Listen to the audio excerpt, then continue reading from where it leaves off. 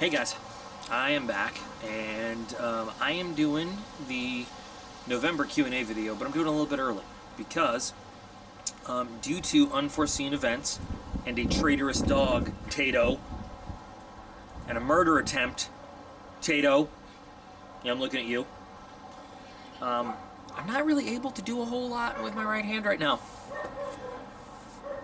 So, I'm the only person that I know who can suffer a freak dog walking accident.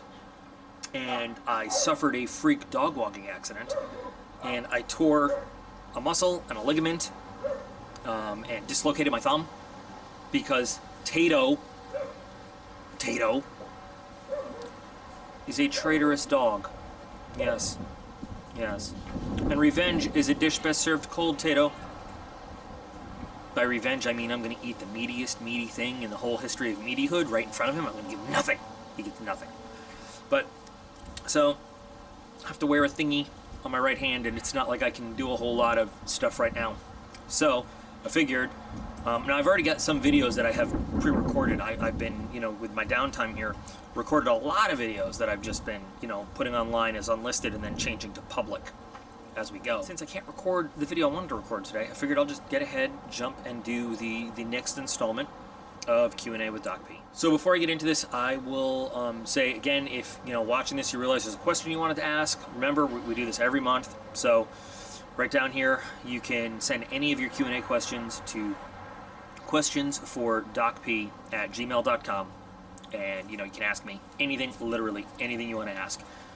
And I will answer it. I'm not doing any shout outs on this particular video. Oh, here comes the traitor Sir Tates-a-lot right now. He just got really excited in the park and decided to run when we had stopped, and I was not prepared. And he's an 80-pound boxer, so when the dog takes off and the leash is not set to it's like the spool leash that you can, yeah. He ran, the leash went with him, my hand stayed still. Let's get into this. So question 1 on this particular video is, and I like it, why do you always look angry-faced in videos of your face? Well, that's a good one. So normally, like right now, it's kind of overcast, so there's no sun, but normally when I do a video and I'm actually in the video, I'm sitting facing the sun, because if I sit with the sun behind me, then I'm all backlit, and you just basically see like one of those "we are protecting the witness for his own identity" shadows. So normally squinting, kind of like this, which makes me look kind of angry because I'm looking into the sun. So I'm not angry. I'm usually pretty happy when I'm doing videos. I enjoy doing videos. I enjoy messing with, gear and knives and all that stuff. It just so happens that in those particular videos, I have sun in my face, right in my face. So it looks like I'm angry, but I'm not. And it's just, cinematography. Isn't that a fancy word? Cinematography type thing, because I don't want to be backlit. So I have the sun shining on me, is all. Good question. Okay, here we go. Hey DocP, I know you probably get this question a lot. I am looking for an EDC folder that has most or all of the following features. One-hand opening, I'd prefer it to be on bearings, but assisted is fine. Good steel and edge retention for the amount paid. Easy to medium difficulty for closing one-handed. Not too scary looking, I work in an office. Deep carry pocket clip and a beautiful design. If you had to pick one folder, which would it be? My budget is $100-ish. Thanks for your time. Man, there's so many different options to choose from. I just, right now, I don't know. There's so many things going through my head, it's hard to pick. So right now, sitting in this chair, in this backyard, off the top of my head, I want to say, there's a line of knives, you can find them on Amazon. It's called Cool Hand, and I did a review of a little tiny Cool Hand knife, and I'll put a link to that review in the description, you can check it out. The thing about Cool Hand is they make some very artistic looking knives in terms of the sculpting of the handles and the materials. They have some really nice blades, from regular steel to Damascus to ceramic, but they're all EDC sized. None of them are really big, none of them have really scary appearances, as knives go, and they are, for the most part, well under $100. So that might be a good starting place to look. Some of them are on bearings, but even the ones that aren't, man, they're very smooth opening. They're not rough, sticky kind of knives. I like them personally. The ones that I've messed with, I think they're pretty good. So that's a starting place. That's somewhere to look. I mean, really, you could ask me this question. on any given day, and I might give you a different answer just based on you know, new products I've been testing out that week, or I've always got my fixed set of these are my favorite knives to carry, you know, for EDC use all the time. These are my favorite to carry out in the field. These were my favorite knives to carry in uniform, but you know, when I pick like this is the best for this or that, it rotates. It really does.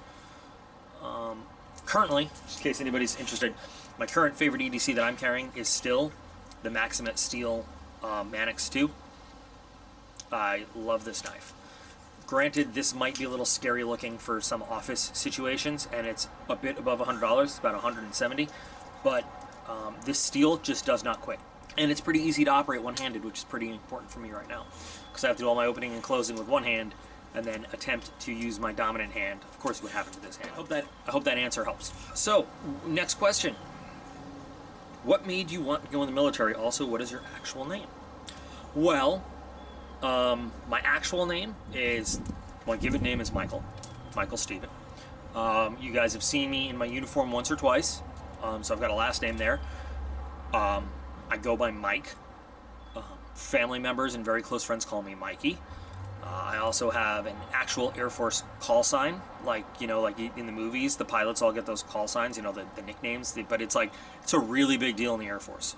Like it is an official thing. Like we have whole ceremonies, stupid fraternity type stuff now that I think about it, but still, whole ceremonies where you are officially named, and you're actually more well known by your call sign in those career fields that get them, not everybody does, than your name. So originally, my call sign was Bean, and then when I went to weapons school, I was renamed Manther. And why was I renamed Manther? Because Sam is 11 years younger than me. So I have yet to this day, I have yet to meet a pilot I was working with that didn't want to high-five me and, you know, make some kind of obscene comment when I found out. You walk into a mission briefing or something, and they ask you, what do you go by? And what do you go by is Air Force code for what is your call sign. And as soon as I say Manther, they think it's awesome. So anyway, so my real name, actually, that people use most often is Mike.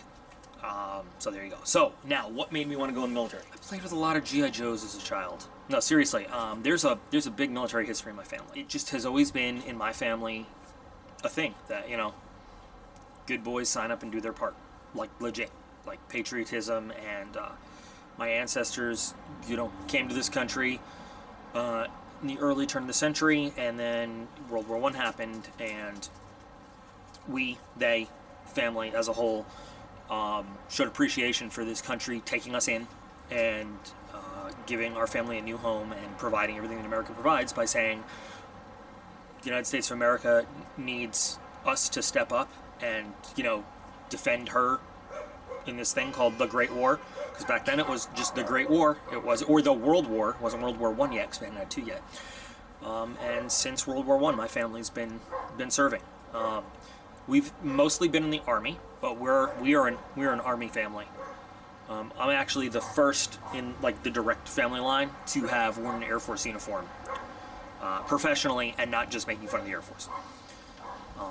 So I kind of knew from an early age I wanted to go into the military.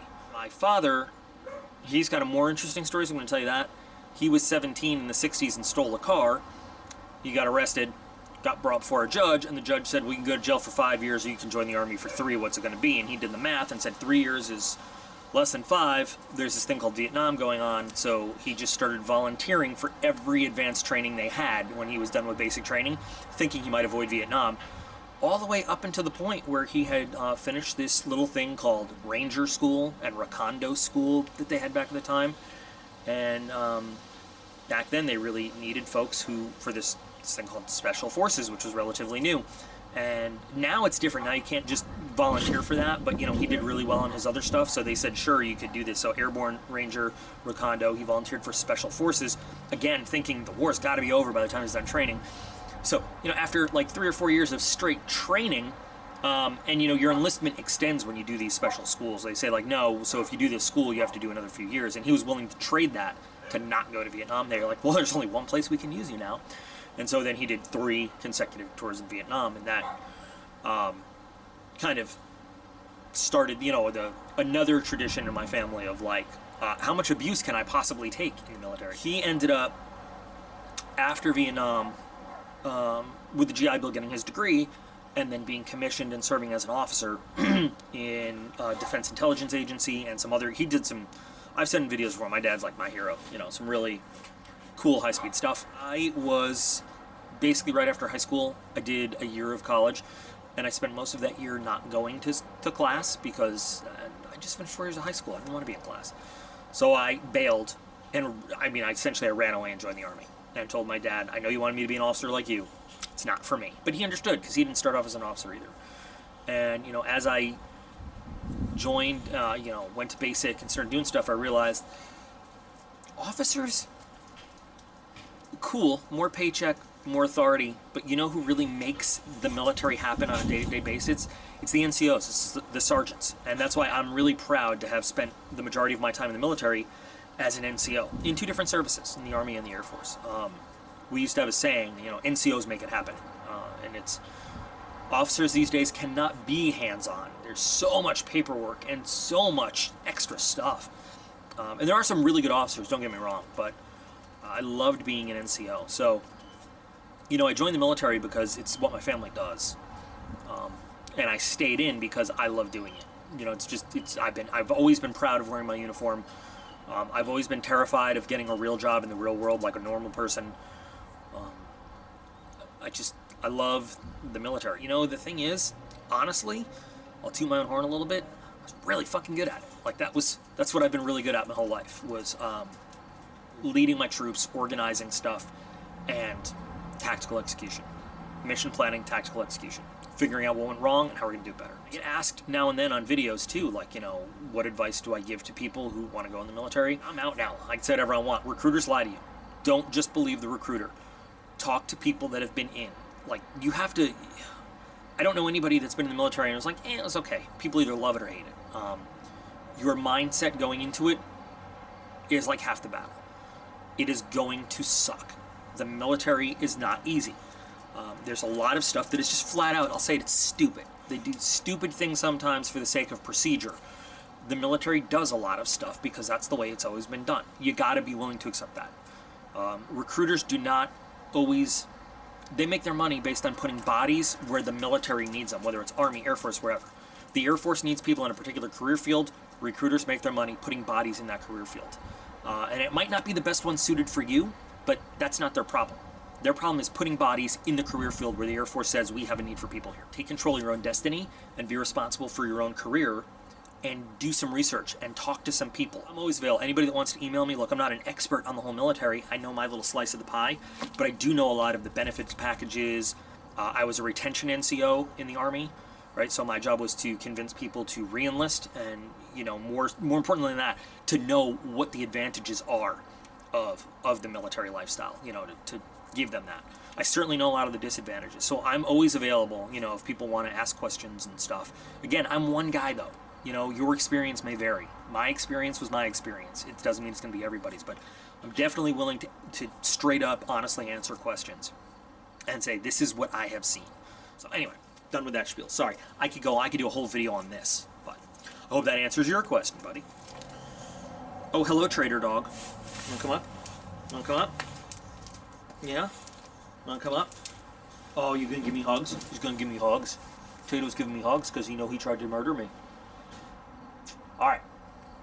I want to work around the dog. Next question, and I've gotten this a few times and I've answered... Excuse me. You gonna... Yeah? Okay. You just gonna lay down right here on my lap? I don't know what you're doing. No. Hey, DocP. I was wondering what's your opinion on Tac Force knives. Keep being awesome. And name redacted. My opinion on Tac Force knives. Honestly, they're one step above MTech as far as I'm concerned. I have a couple Tac Force knives. They have never fallen apart on me, but one of them rusted so bad that, like, it's hard to open, and I had to take the whole thing apart and strip it down and clean it. And the other one was just, the materials were good, but the design was so far-fetched. I think they're more for collecting than using. Now, that doesn't mean that all of them, you know, are not useful. Some might have practical applications, but Tac Force in general, not a huge fan. It is a very low-end brand, but that also makes it inexpensive, and, you know, you might get some good use out of it. I'm going to review a specific I'm going to review a specific Tac Force knife because it was a request for this one specific model coming up. Yeah, not a fan, mostly. Okay, next question. Hey Doc, what was the knife you had on your channel with the blue G10 pocket clip, and I think it had weird color G10 scales too? I need to know because I'm looking all over for that knife. Oh man, and this is from September 30th. I'm sorry I haven't answered this sooner. This could have been a video comment I could have answered you. All right, that was the HX Outdoors ZD004. Check the video description for this video, and I will put a link to that video for you to find it easier. Because in that video's description, there is a link, and if you click that link and you want to buy one, you get a discount from GearBest, since they provided the sample and everything. That's an easy one. Man, I like answering those questions. It's so easy. Okay, here's another simple one. How come sometimes when you do fire starter tests, you use the blade edge, you dummy? Don't you know you're not supposed to use the blade edge, you dummy? Apparently I'm a dummy. Yes, I do. I do that for a very specific reason with some knives. And if you notice, I never do it with expensive knives. Sometimes, so what he's talking about, or she, they, can't really tell from the name, could go either way. When I use a ferro rod, actually, look at this. Something new from Titan that I was messing with. Is this not the biggest ferro fire starting rod you've ever seen? Sometimes when I am testing one, or a knife, more specifically a knife, I will use the edge of the blade to scrape instead of the spine of the blade. I do this on lower end, low budget knives because I want to test the steel. A well-made, good steel knife will scrape this and will not mar up the knife, will not negatively affect the knife too much. Now, a cheaply made, poor quality steel knife will automatically write, you know, from the outset, and this should not be as hard as the steel on your knife blade, right? So it should scrape this. This should not be damaging your blade. A more cheaply made blade will dent, will burr, will chip, will deform. So when I do that, and I'm specifically using, and go back, if you check my channel, I never do it with a high-end knife. I'm always doing it with a cheap kind of, I don't know about this kind of knife, just to see what happens to the blade.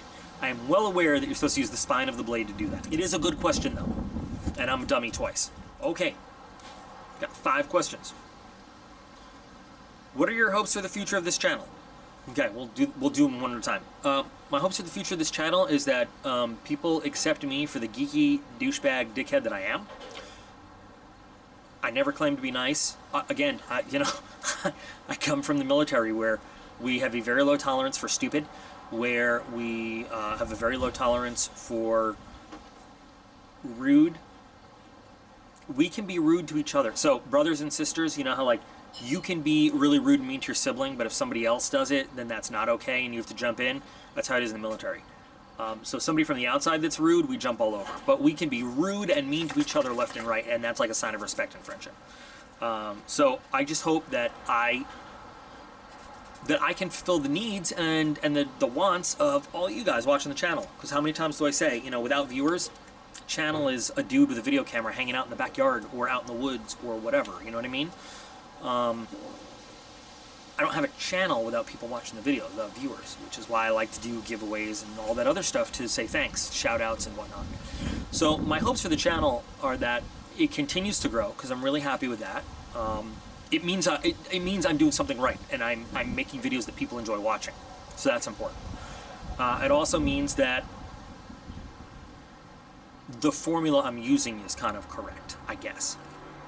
And when I get feedback, you know, very often I'll put up a review or kind of a how-to video, and I'll hear people say, hey, thanks. You know, that helped me make a decision on what to buy, or thanks, I didn't know that, or thanks, I learned something. So that's important to me. I would love to keep growing this. You know, if I could just do videos all day, every day as a job, believe me, I would. I love doing them.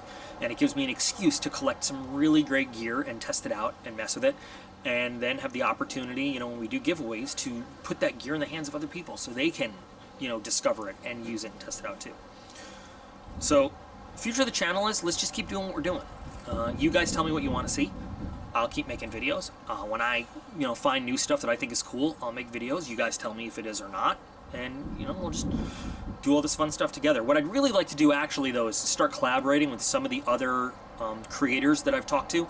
JT's Knife Life, I mentioned him a few times. Awesome guy. I really love his style. I'd love to collaborate on a video with him. JD Rayner doesn't live too far from me now, and he recently sent me a knife to check out that he has, and it's amazing. You'll see it on the channel later, but I'd like to kind of do some videos with some other folks to get some like outside perspective on things too, and kind of bigger, better, faster, you know? So there's that. What are some pieces of advice that you would give people that are willing to join the military? Okay, I think I did that effectively before. So we covered that one. That's cool. Do you regret your choice of joining the military? Absolutely not. I just commented with someone else that did 20 years. You know, they joined as an E1, lowest level, and retired as an E7. And we both agreed that, like, you know, the military is, even for those who love it, even the most miserable times are great times when you look back on it. There are some things I would do differently or better if I could do my career over again, but I do not regret a single second I have ever spent in uniform, no matter where they sent me, no matter what I did. Number 4, how difficult do you think was the training? Okay. This is... I want to answer this question, but I don't want to be a douche about it, right? Because if I'm like, training's a piece of cake, and anybody says it's hard as a pussy, right? It's different for everybody, man, and different kinds of hardness. So, for example, I love bragging about the fact that I graduated from weapons school, United States Air Force weapons school, as an enlisted dude. That is really hard. It's not physical hard, though. It's not the kind of hard, like, you know, it's not Navy SEAL physical endurance hard. You know, it is all mental, intellectual endurance. There is a right answer out there, or sometimes there's no right answer out there, but you've got to find it. It is, you know, 36-hour days of how to plan the perfect operation and memorize every single thing about a weapon system so that you can face it in the real world and be able to outthink the enemy, you know? It is not me. It is a different kind of hard. For some people, though, we had some folks in our class that were like, you show them one classified briefing, they've got it memorized, piece of cake. They had every right answer, you know, whatever. When I was younger, going through some of my more physical trainings, you know, piece of cake for me. We had some folks that couldn't hang with 50 push-ups. The training can be hard for whatever you do. The training will find a way to be hard for you no matter what you do. It really, I'll tell you the truth, and my dad taught me this, so I really don't know if I mentioned this on the channel before. The reason I came to the Air Force was because I was going to be in Air Force Special Operations Command. I was going to be a pararescueman. And physically, I was doing it. I was going to make it. I broke my leg in training, which is why I didn't do it. But, you know, my dad, having gone through all this very advanced level training, taught me that it's all up here. And there's like 300 PJs in the whole world, you know, Air Force wise anyway.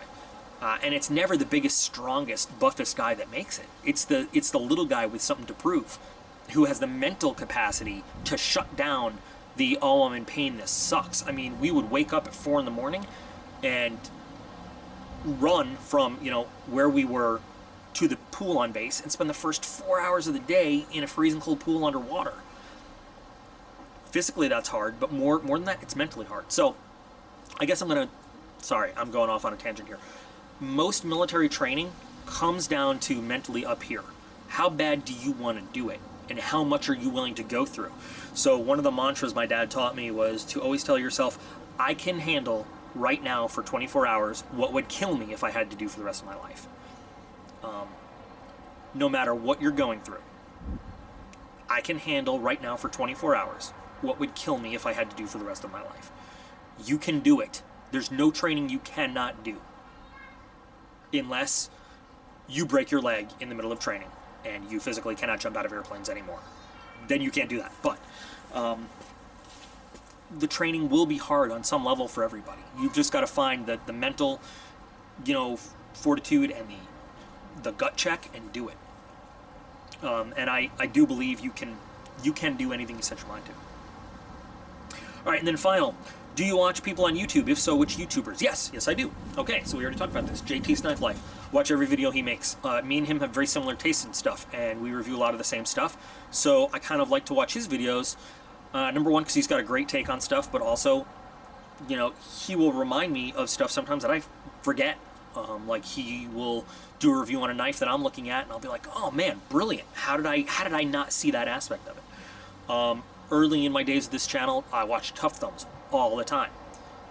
Man's a genius. I haven't seen a lot of new content coming from his channel, but maybe my alerts have been turned off. I don't know. I watch Angry Video Game Nerd, not knife related at all. There's some people that I watch a lot. You know what? Tell you what. It's easier. I'm going to put in the video description some of my favorite channels. I'm not advertising. I'm not advocating. I'm just saying the question was asked. Who do I watch on YouTube? I'm going to put that in the video description and answer that question. All right. So, Paul from the UK again. Do you always carry a first aid kit, and could you recommend one, or is it better to make your own? Also, have you ever been grossed out by any injuries that you have been to? Thanks again. Keep up the good work. Grossed out by injuries. I'll be honest, guys. I'm a sick fuck. Yeah. When I was working on the ambulance, I guess the only thing that really ever made me go like, ew, we had a guy on a motorcycle, wasn't wearing like protective leather stuff, and got skinned from a skid. And the only thing that grossed me out was that, sorry, I wasn't in the ambulance that I was working in the ER, and he came in, and I had to clean off the wounds, and it was just like, this has got to hurt him so bad, and it was like, ugh. But the guy didn't flinch, like nothing I did, like cleaning him and making sure there was like nothing, but I'm not grossed out by that stuff. I'm really a sicko. I like that stuff. Yeah, I'm very interested in it, like how the body works and everything. So, as for I'm going to keep thinking about this throughout this next answer, so that maybe something comes up. As for a first aid kit, I build my own. I started with Galls is a catalog. I don't know if it still exists even, but galls.com. I'll put the text there. They sell a lot of emergency services stuff. I started years ago. I got a basic EMT bag from them, and I have been slowly modifying it over time to have all the stuff I want in it. So I would say that the best thing to do is to build your own based on what you think you might encounter. There are some basic items that everybody should have. Trust me, I really mean this. You are going to use way more, ouchies and boo-boo supplies in your life than you are ever going to use serious trauma supplies. So you can have like one of those bags that has $1,000 worth of tourniquets and bandages and, chest seals and all that stuff. You are much more likely to walk into this situation where you were like, damn, I wish I had a gauze pad and a Band-Aid right now. So, have both if you want to have both. But yeah, I'd say build your own. Oh, perfect follow-up question. Just a quick question. Have you ever thought about doing a mini-series showing some simple medical stuff that someone could perform, i.e. stitching or sewing a wound closed, that kind of stuff? All right, number one, that is not as simple as you might think. I could demonstrate it. Here's my concern. So, I could do that. I could do it as informational only. It would not be an instructional series. I am not certified by any agency to teach that stuff to anyone. And I don't want to come off as like I am representing any specific knowledge.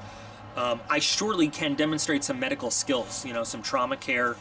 I even have, from back in the day when I was like the medical section NCO, I have some presentations for some wound care and stuff, and if you guys are really interested, shoot me an email. I don't know how big the files are, but they're PowerPoints.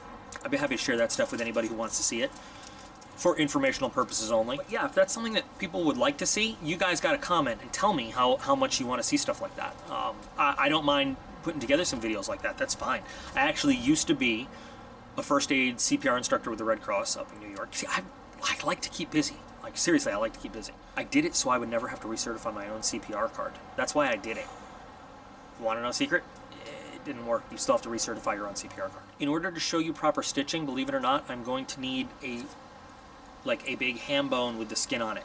Pig skin reacts remarkably close to human anatomy. And way back in the day in the Army, we used to have medical trauma labs where they would shoot goats and we would have to save the goats. Because goat anatomy and physiology is very... I don't know if they still do that in the advanced level Army medic schools, but yeah. You had to save the goat. Hey DocP, my name is Alvin. I am 18. I want to serve my country, but I want to do counter-intel work. Which branch would be best for it? Thanks. Easy question. Army. The U.S. Army has a specific counterintelligence career field. Now here's the thing. I don't know if you can enlist straight into it. You might have to go into another career field, put in your time, pay your dues, and then cross-train. But I know that they have NCOs and warrant officers that serve in the counterintelligence career field. I've met some of them. I'm not going to lie. Creepy. Scary sons of bitches. But I think that's exactly what you want to be when you do counterintel. So look that up. United States Army counterintelligence. If you just want my opinion, like I said, I've worked with some of them. I've met with some of them. Creepy dudes. They know their stuff though. Question: if you get this Gmail, what is your favorite thing that you've gotten from one of the subscription boxes? Man, that's a hard question. Again, I'll put a link so you can see it. The Battle Box EDC 2.0. I can't remember the mission number, but it came. Look at the Tato ear. It came with an O-light, tactical EDC light, and the Bastion Gear Brazo flipper D2 blade. One of my favorite knives ever to carry, and that light goes everywhere with me. It's an amazing little light. Not the best light I have, but for an EDC lightweight, like good quality light, it's great. So those are probably my two favorite things I've ever gotten in a subscription box. They're certainly the ones I use the most of anything I've gotten in one of the subscription boxes. Got a lot of stuff in subscription boxes. And I have survival gear, the gear only, survival boxes, gear only box on the way, and Never Enough Tactical advanced box coming on the way too. So we'll take a look at some new boxes and see how they're going. By the way, both of those boxes made possible by the support of my Patreon supporters. Thank you guys. Final question of the day, of the video. Hey Doc, figured it'll be a month before you get this question, but I'll put it out there anyways. Do you use any Amazon vendors for any knives or gear? If so, any preferred or best to be avoided? Do I use Amazon vendors? Yes, I do. I buy a lot of stuff off of Amazon because I'm an Amazon Prime member and I'm an impatient little kid and I love free 2-day shipping, and there's not a whole lot that you can't find on Amazon. I have never been burned by anybody on Amazon, honestly. Like, never have I not gotten the right order. Never have I been ripped off.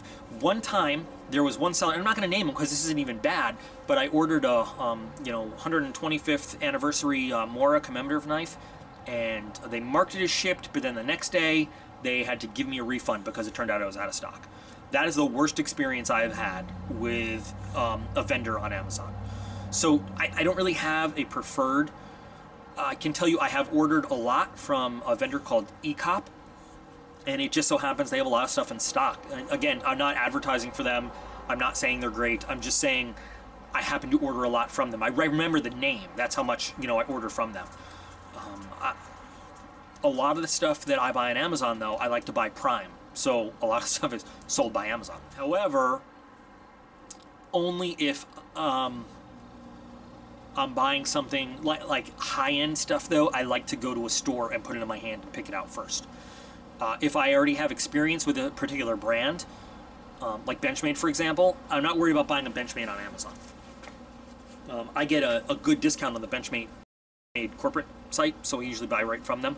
But like Spyderco, for example, I know Spydercos are going to be good, so there's no problem. Now, if it's a brand new brand that I can't find anywhere else, I'll give it a try on Amazon. But if I have the option to try something new in real life, and one of the requests I got is like, how do I personally pick out knives, like good from bad and all that stuff. I'm gonna make that video, but this is one of the steps.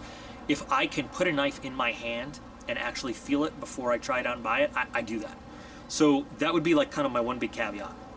If it's a brand you've never heard of before, if it's something you have no experience with, a type of knife that you're not sure, Amazon is really good about the return policy, and if you don't mind like investing the time and energy to do that, that's cool. But I like to find a brick and mortar knife store.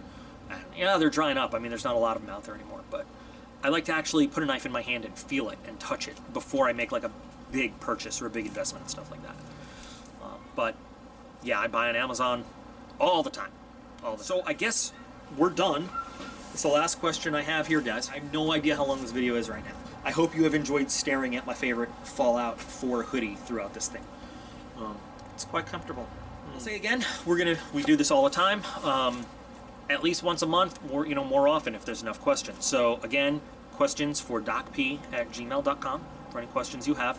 Anything you want to ask, as you can see, it doesn't have to be channel related. If you remember in last month, I had to answer the all-important question, Biggie or Tupac, and I answered. I hope you guys were a little entertained. I hope it was informative. I hope those of you who asked questions got answers that you're happy with. If not, shoot me another email and we'll talk about it one-on-one offline. So anyway, thanks guys for sticking through this whole thing. Thanks for sending in your questions, because this is a video absolutely without you wouldn't exist. So as always, I appreciate you guys. I have the best viewers in the whole world. All right, so thanks a lot guys, and I'll be back again real soon.